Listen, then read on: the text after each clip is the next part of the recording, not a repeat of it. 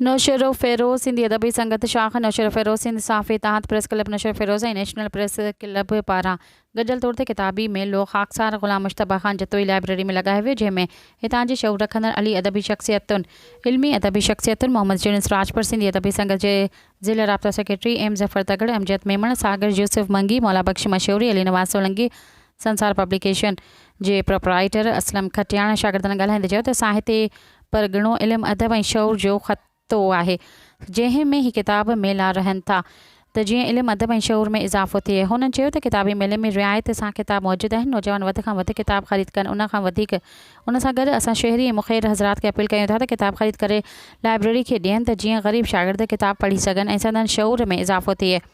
ऐं जॾहिं खां मोबाइल ऐं टिकटॉक जो दौरु आयो आहे, अवाम जो शागिर्दनि जो किताब ॾांहुं लाड़ो घटिजी वियो आहे। उन लाइ किताबी मेला लॻाए शागिर्दनि सिविल सोसाइटी खे किताब पढ़ण लाइ हिमथाइजे। वधीक ॾिसंदा ज़फ़र तगड़ जी हिन रिपोर्ट में।